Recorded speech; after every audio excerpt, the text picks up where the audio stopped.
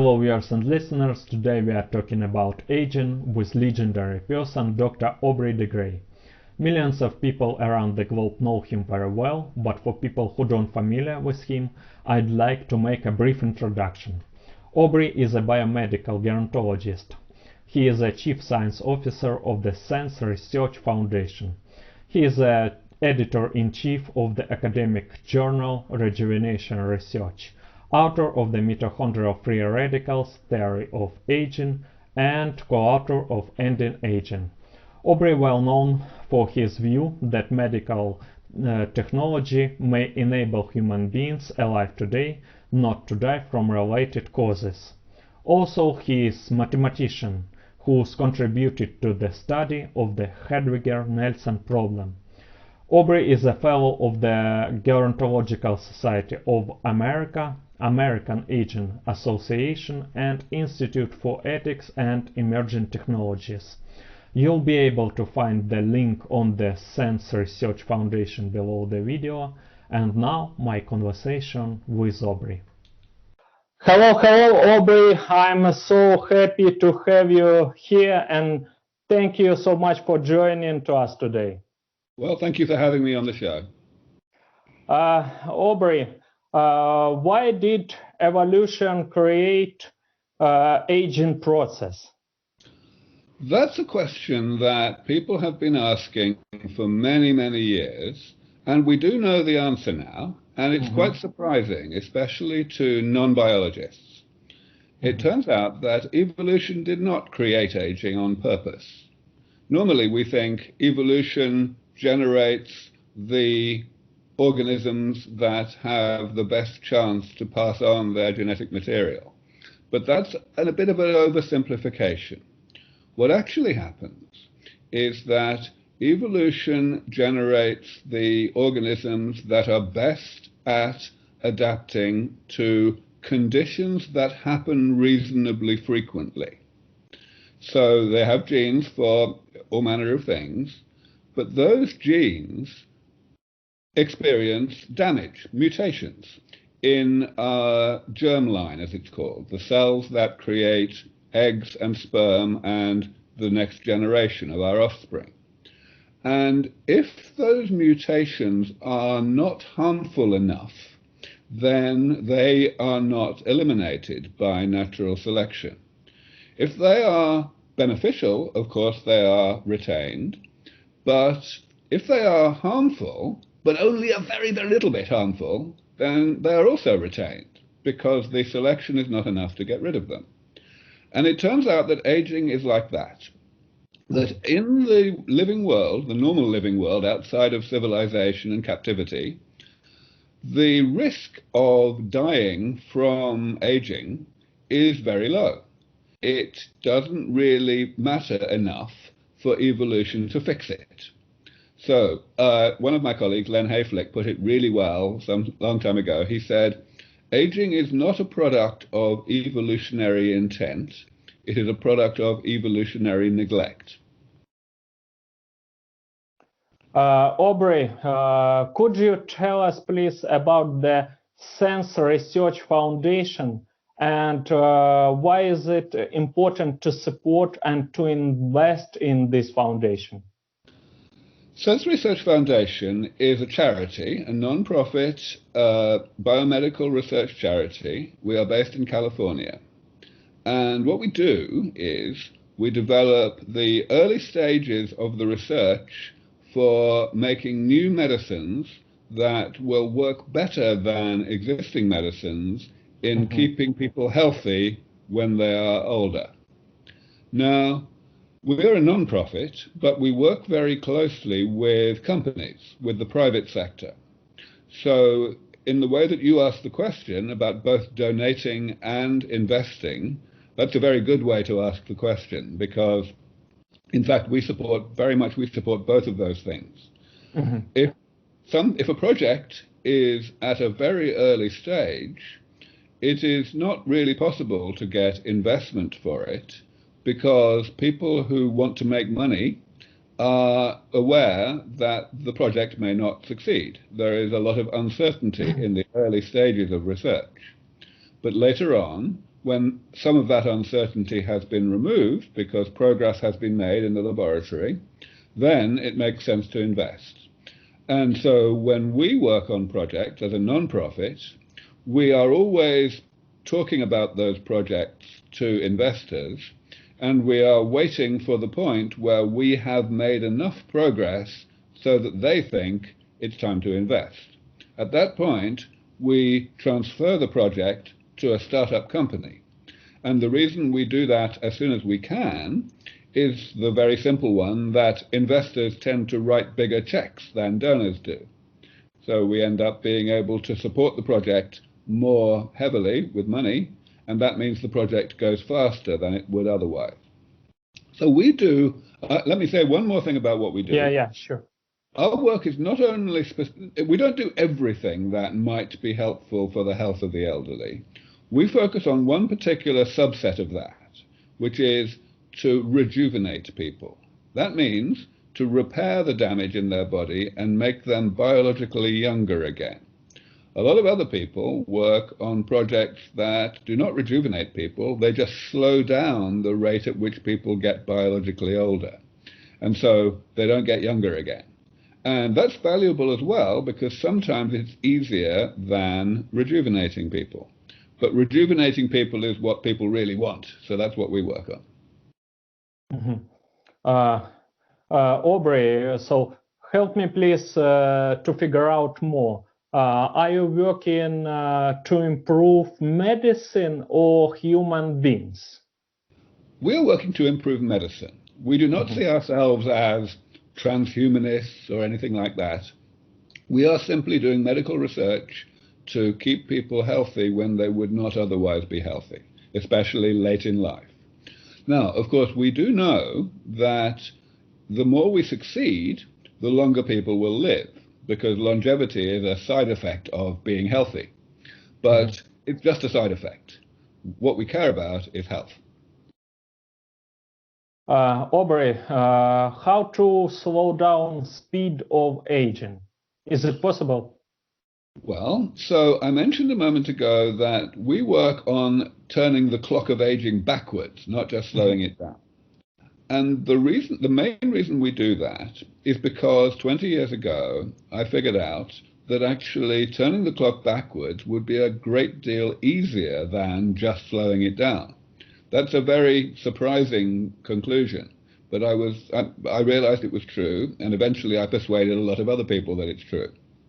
So, is it possible to slow aging down? The difficulty about that comes if you think about what you mean by the word aging. And a lot of people don't bother to think about that, and that's a real problem. So let me tell you what aging is. Aging is the combination of two processes. First of all, there is the process during life, throughout life, even starting before we're born, where the body creates damage. It damages itself as a consequence of the things it has to do to keep us alive from one day to the next. That damage accumulates at a microscopic level, molecular and cellular, and for a long time, that's fine, because the body is set up to tolerate a certain amount of damage. But eventually, late in life, the amount of damage that we have accumulated is too much. And that's when the second process, that's the other part of aging, kicks off.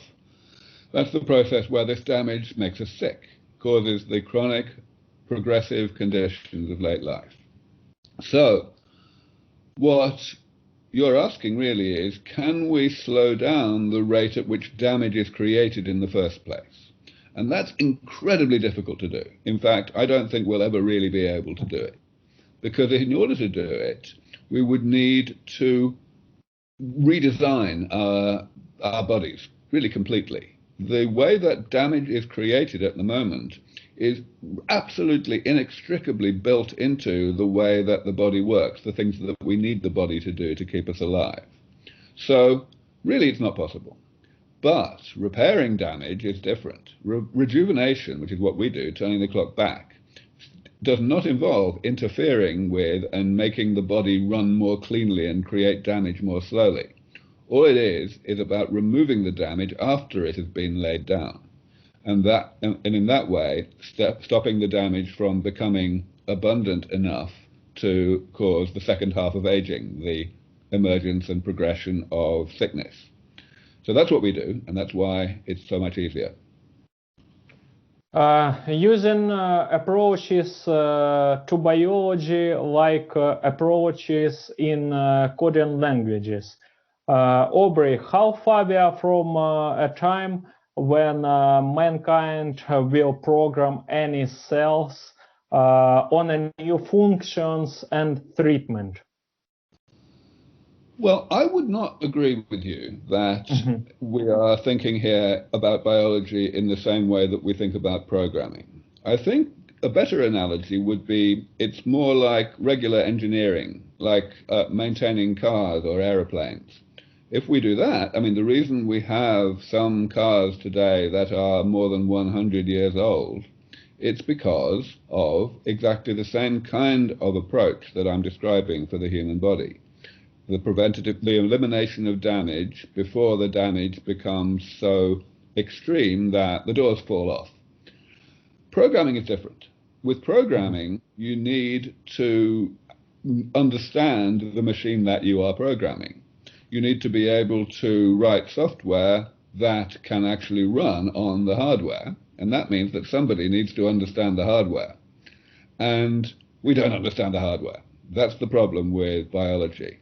Biology is just enormously complicated, far, far more complicated than any computer, and we didn't design it, so we don't have the detailed understanding of how it works. So ultimately, no, it's not like programming at all. And that means that we have no way to answer your question about how far we are away from programming a cell to do anything. In some ways, of course, it is a bit like programming because DNA is a digital description of our biology. But the thing is, we don't know how the DNA works. We know a few things. We know which bits of DNA are responsible for the creation of which proteins.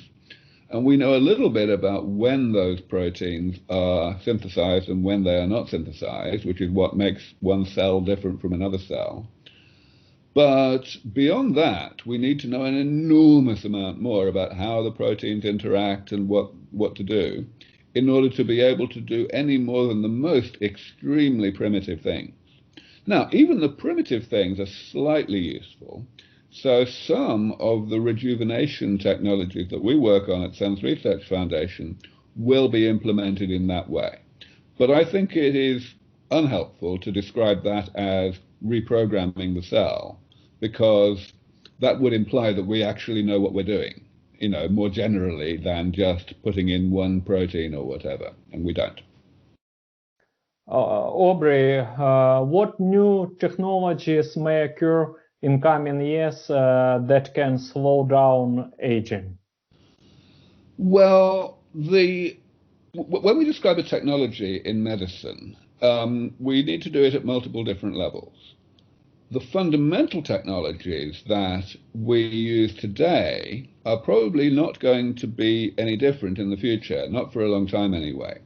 We already have stem cell therapy, we already have gene therapy, we already have immunotherapies manipulating the immune system, and of course we have pharmacology. We have the development of small chemicals, small molecules that have various effects.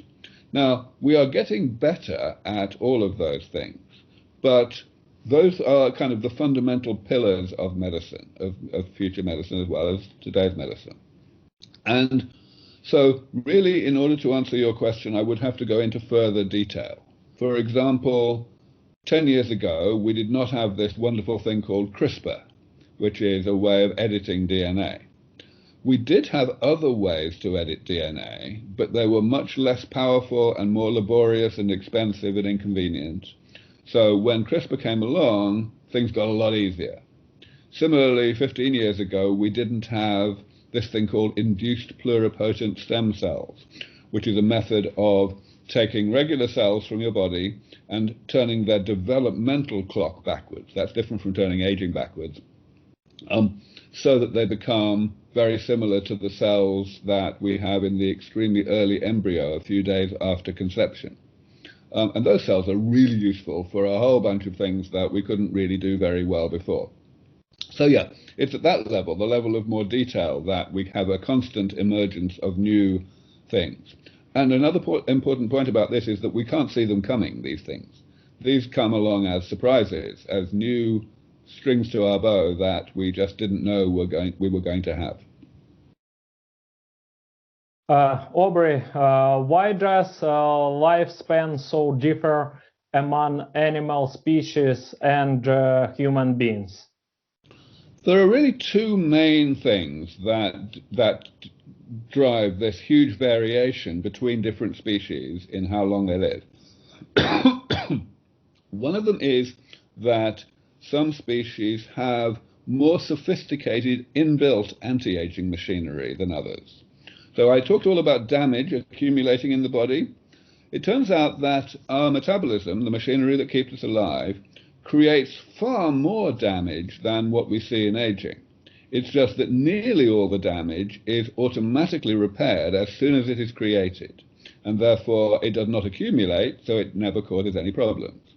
The damage that we talk about in aging is the gaps in that, the bits that are, for whatever reason, not repaired, and therefore they do accumulate. So one of the big differences between different species is just that different species have bigger gaps than others in their inbuilt anti-aging damage repair machinery. The other reason is that different species have different degrees of difficulty of aging. So let me use one easy example. Mammals and birds are warm-blooded. We stay warm in cold temperatures. But fish and amphibians do not. Now, it turns out that the temperature you're at internally has a big influence on the rate at which damage is created. Really, that's just a feature of chemistry. Most chemical reactions go faster when they are happening at a higher temperature. So if you are cold-blooded, you inherently have an easier job of not aging than if you are warm-blooded. Aubrey, how can lifestyle affect aging? The short answer is not very much. Now, the longer answer is, clearly it is easy to shorten your life by lifestyle. You can drink far too much, or you could smoke, or you could get seriously overweight. But that's pretty much it. If you don't do any of those things, if you basically live the way your mother told you to, then there's not much more that can happen. The other kinds of things that are often talked about in terms of lifestyle and diet and supplements and so on, some of these things may be slightly beneficial to some people, but only slightly beneficial. And worse than that, different things will be beneficial to different people, because different people have slightly different metabolisms. So it's worth paying. So the only general advice I can give in terms of lifestyle or diet or anything is pay attention to your body. Do not do things that your body is telling you it doesn't want you to do. But really, that's a very general statement. And beyond that, it's not really possible to say anything. Whereas the treatments that we are developing will work for everybody, because everybody accumulates the same types of damage. It's just that some people accumulate different types of damage at slightly different relative rates. That's all. Aubrey, is the biomarker for aging? Not really. So we have to ask, first of all, very carefully, what do we mean by a biomarker for aging? What we mean is a predictor from how you are right now of how soon in the future you will start to get sick as a result of aging. You will start to exhibit the chronic progressive conditions of late life. In other words, it's really an indicator of how much damage you already have in your body. And preferably, it's also an indicator of how rapidly you are accumulating more damage. But, of course, that's really tricky, because we accumulate many different types of damage, and they all contribute to the eventual sickness of late life. And the ways in which they contribute are not necessarily obvious, and they're not necessarily understood. And worse than that, those accumulating types of damage may be rather difficult to measure directly in your body. We may only be able to measure proxies of those things, things that are correlated with those types of damage. So what's happening right now is many researchers are trying to find those proxies. But we always know that they will only be approximate. And what's worse than that is that what we really want them for is to be able to tell in advance whether a new medicine is going to work against aging, whether it's going to postpone the point at which you accumulate, at which you start to get sick. And that's even harder. Excuse me. That's even harder because the training, the development of these biomarkers of aging is, by definition, it is done by looking at people who have not had these new medicines, because these new medicines don't exist yet, right? So it's very difficult to develop a biomarker of aging that will be useful for medical research as a predictor of whether a drug is actually going to work, that would in principle be able to speed up the developmental process. But still, people are trying to do it. Aubrey, all cells play some role in human body. It wouldn't be a mistake to get rid of them. Well, when you say old cells, you probably mean senescent cells, as they are often called now. These are cells which were originally doing an important job in the body, and then they accumulated some kind of damage, usually to their DNA, that caused them to go into a bad state, where they are doing more harm than good. Maybe they are not doing what they were supposed to do originally, but the bigger problem is that they are also doing things that are actively bad. Especially, they may be secreting stuff. They may be exporting material into their environment, to nearby cells, that is bad for the body. Now, we already have in the body a system for getting rid of those cells. The immune system is able to get rid of them fairly well, but not completely. So senescent cells do accumulate. First of all, probably they are generated, they come into existence at a faster rate later in life. Secondly, the immune system becomes less good at getting rid of them. But also, maybe there are some senescent cells that are just very good at avoiding the immune system, so that they just never die, even if they were created early in life. And those cells, we need to help the body to get rid of them. So it's gone pretty well so far. I thought 20 years ago, when I first started wondering about senescent cells, I thought that probably we would need to do quite elaborate genetic tricks to get rid of these cells. And some people still think that, and they are developing those tricks. But other people have also found that some senescent cells can be eliminated using drugs, just simple molecules. And other people are looking, including our SENS Research Foundation, in fact, are looking at ways to get rid of senescent cells by making the immune system better at it than it normally is. So there are many ways to do it. Once we get rid of them, we are pretty much, we don't really have to worry about replacing them, because they tend to be in tissues where cell replacement happens automatically quite well.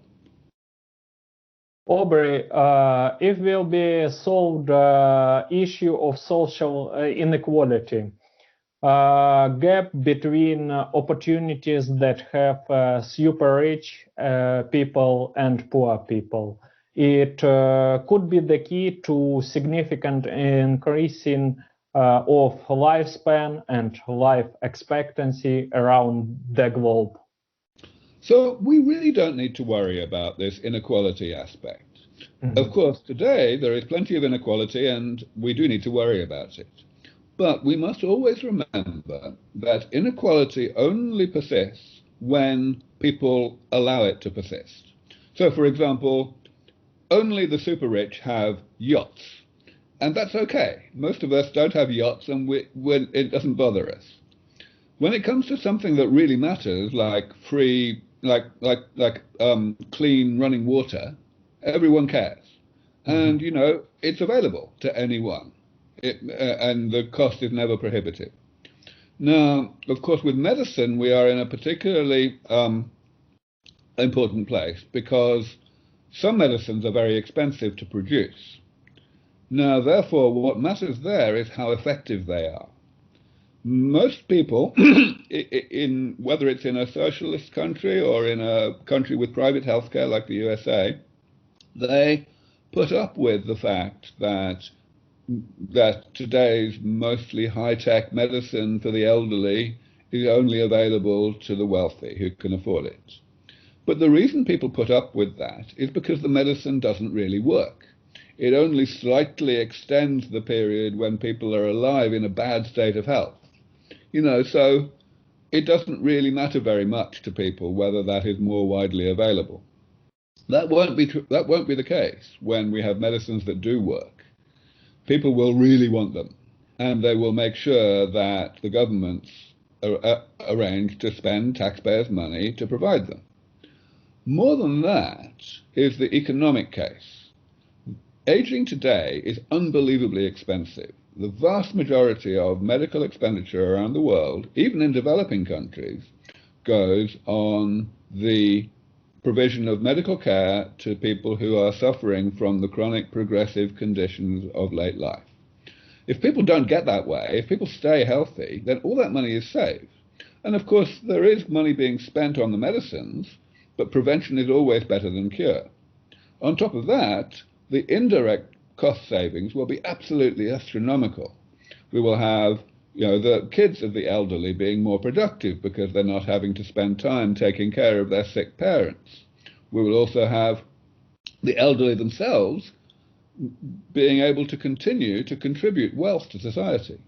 So what this means is that it would be economically suicidal for any country not to do this, not to make these therapies available free for everybody who is old enough to need.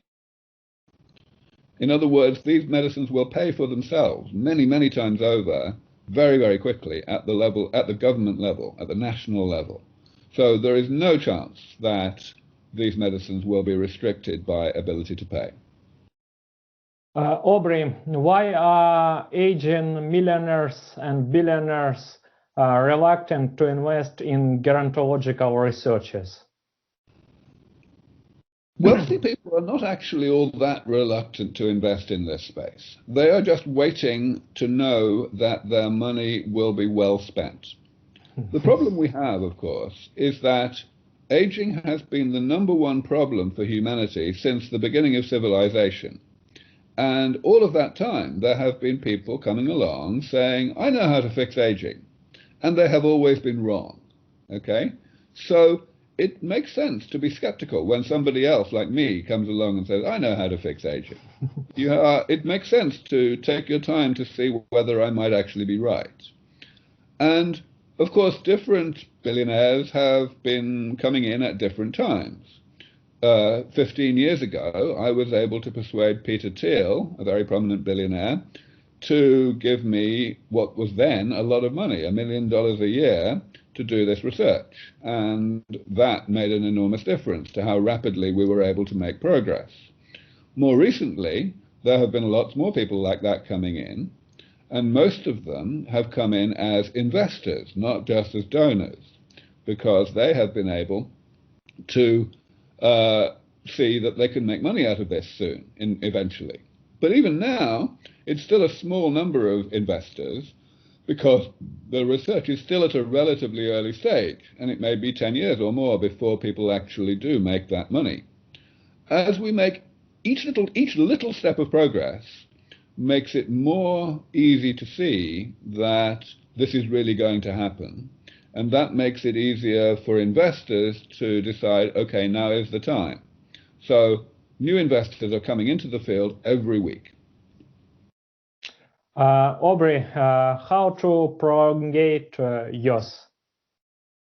How to prolong youth? Well, eliminate damage. That's what we do. We're developing these therapies. And I could, of course, go into all of the types of damage, but that would be very boring because I've done it 1,000 times before, so I won't do that. Yeah. But really, the big breakthrough that I made 20 years ago was to realize that we only need to know what the damage is. We do not need to know the details of how the damage is created by our metabolism. So that's the big reason why this is so much easier and more feasible as an approach than making the body run more cleanly and slowing down the creation of damage. The other big thing I realized was that we only needed a small number of types of therapy. I described 7 different types of therapy that would be needed to eliminate all the damage that eventually makes us sick. And that classification has stood the test of time. Even 20 years later, the same types of damage, we haven't discovered any new ones.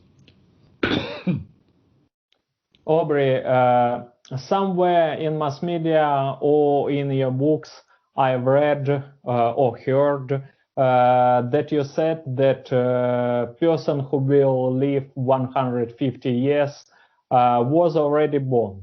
I'm not mistaken, is it true? I've certainly said that. I've said bigger things than that.